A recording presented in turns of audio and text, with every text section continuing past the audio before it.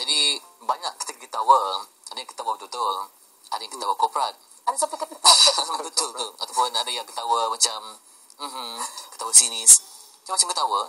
Pernah tak ketawa sampai kita takut tengok dia ketawa?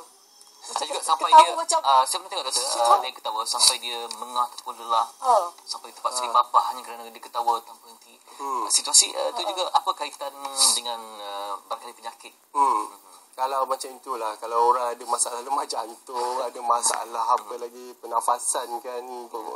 Jadi kalau dia ketawa berlebihan lah, kita buat lawak dia lebih ke ataupun sebagainya, dia mungkin dalam sekali-sekala lah, dia mungkin sampai keterlaluan tu sampai dia menyebabkan simptom tu lah, mengah lah.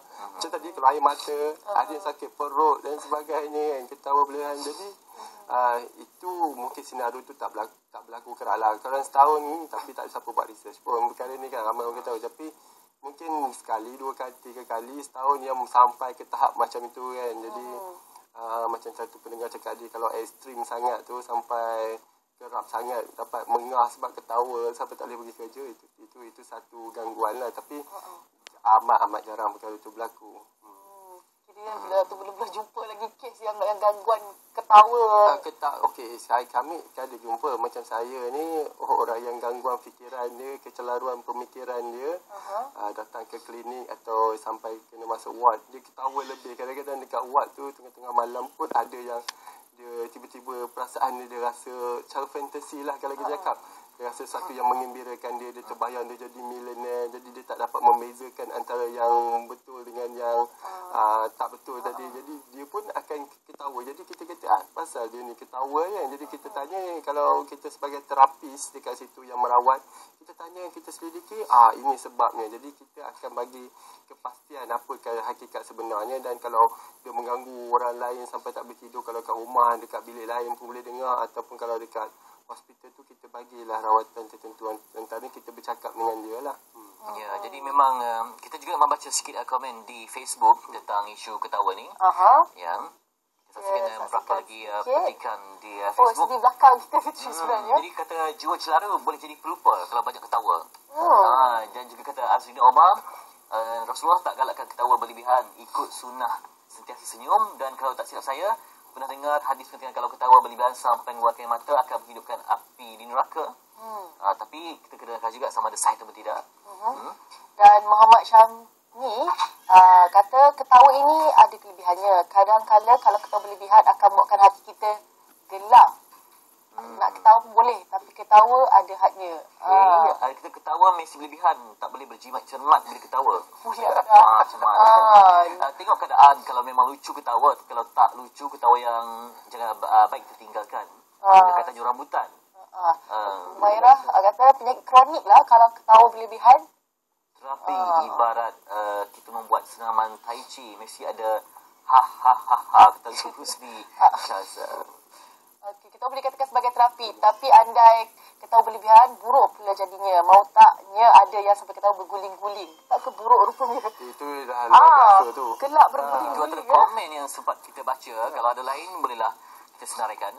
Namun, doktor, keperluan ketawa ni dengan untuk kita imbangi kadar stres jika rakyat Malaysia ni macam mana, doktor? Saya rasa amat perlu. Sebab itu kalau kita lihat perkara yang boleh membuatkan kita tertawa, humor dalam radio ke dalam show ke apa-apa, mendapat sambutan hangat, menunjukkan mungkin masyarakat kita sebenarnya secara keseluruhannya telah mengalami stres jugalah yang berlebihan. Jadi sebab itu benda yang kita tengah hidup. Jadi di radio tu sebenarnya walaupun ada selit-selit yang boleh menyebabkan kita tertawa, saya rasa membantu mengurangkan tekanan. Kalau kita dekat KL tengah bawa kereta traffic jam kan, dengar radio tu mungkin lebih kurang stres. Kalau tak ada benda yang mententeramkan, kerana ada yang jadi tak boleh kawal emosi dan sebagainya. Jadi saya rasa tetap ketawa tu perlu. Itu lumrah semua jadi manusia.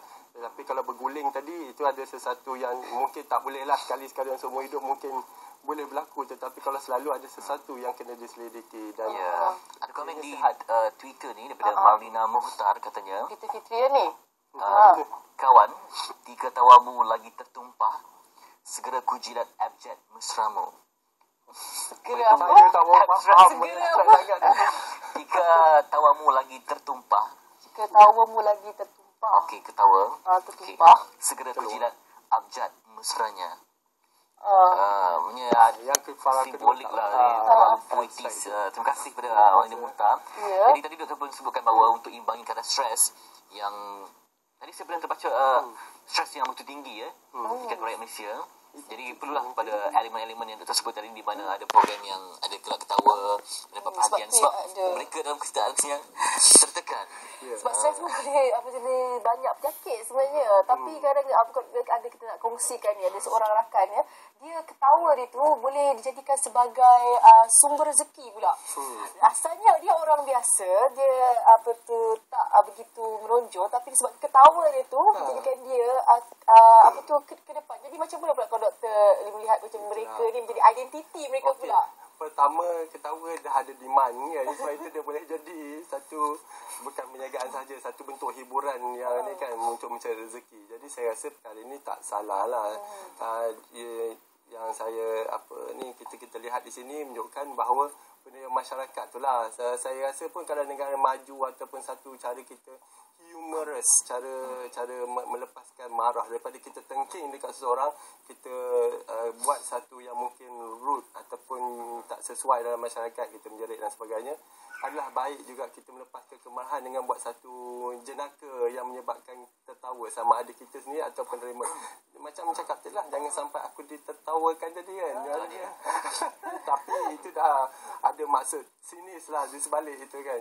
Saya rasa dah di luar. Tapi cara satu pengolahan melepaskan emosi itu memang ada dikenal pasti dari segi secara psikologi, defense mechanism, mana satu cara yang lebih baik adalah cara humor, cara yang menyebabkan kita tawa, yang tidak menyebabkan emosi marah disebabkan kita punya kritik dan sebagainya. Dan juga saya lihat bahawa situasinya bergantung. Misal kata kalau di alam percintaan, benda yang tak lucu pun akan diketawakan. Betul tak? Benda yang semula jadi yang tak langsung lucu pun dia boleh ketawa. Memang satu yang unik. Jadi banyak penyatuan endorfin dan juga hormon cinta yang lain. Jadi yang kita cakap tadi, doktor saya bagi tahu doktor tadi, ni dah sedia pun paparan. Jadi kita saksikan dia punya suarakan ni Kiah Propa gelak sumber rezeki. Ya, saksikan. Memegang ijazah sarjana muda sebaran AM UiTM yang lebih dikenali sebagai Kiah Propa atau Kak Rock. Walaupun ketawanya mengundang pelbagai pandangan masyarakat, bagi Kiah Propa, ia adalah aset berguna buat dirinya untuk mencari rezeki. Cintaan terhadap gelak saya perasan amat tinggi. Sebab kalau pergi mana-mana Kak Rock, mesti dia kata, Kak Rock gelaklah sikit. Pada asalnya, dia hanyalah seorang penulis skrip. Namun, kerana ketawanya yang unik, dia mula diintai oleh penerbit filem dan program-program hiburan tempatan. Dia orang offer saya satu program komedi. Produser kata, tak apa Rock, kau pergi. Saya mau pergi. First take saya gelak lah. Saya gelak gila, guling-guling. Bagi suaminya, Muhammad Nasri Ismail, ketawa riang yang ada pada isterinya tidak menjadi masalah. Malah ketawa itu telah membuat rumah tangga mereka lebih ceria. Bagi abang, kalau isteri selalu gelak tu baguslah untuk suami. Pasal apa, benda kehidupan tu tak sunyi. Orang cakap family abang tu mula-mula tertanya-tanya juga, betul ke betul ke kau nak jadi ni isteri kau. Jadi dia orang pun dapat terima. So sebagai suami pun reda lah dengan ketawa dia tu. Alhamdulillah, Kak Rock sebenarnya bersyukur jugalah dikurniakan gelak apa begini. Memang gelak tu daripada kecil dia, daripada lahir. Mula mencipta nama di persada seni tanah air dengan nilai ketawanya. Tanpa disangka, penglibatan ibu kepada seorang bayi ini dalam dunia hiburan telah diterima masyarakat. Malah gelak ketawa anak jati kelahiran Teluk Intan yang meriah itu kini menjadi identiti dirinya.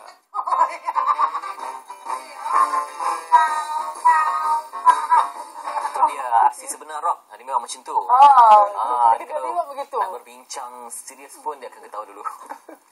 Okey, jadi apa mungkin rumusan yang doktor nak berikan kepada masyarakat yang menonton hari ini tentang isu ketawa ni? Okey, ketawa ni satu fenomena yang bagus sebenarnya, daripada yang negatif, bukan negatif yang bagus.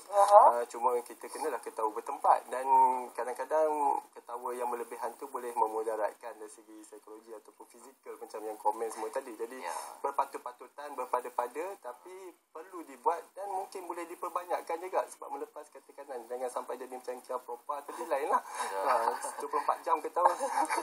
Tak apa, siap kita malam kita muhasabah balik. Terima kasih Dr. Muhammad Musin Ahmad Zahari, pensyarah dan juga pakar perunding sekretari Universiti Malaya.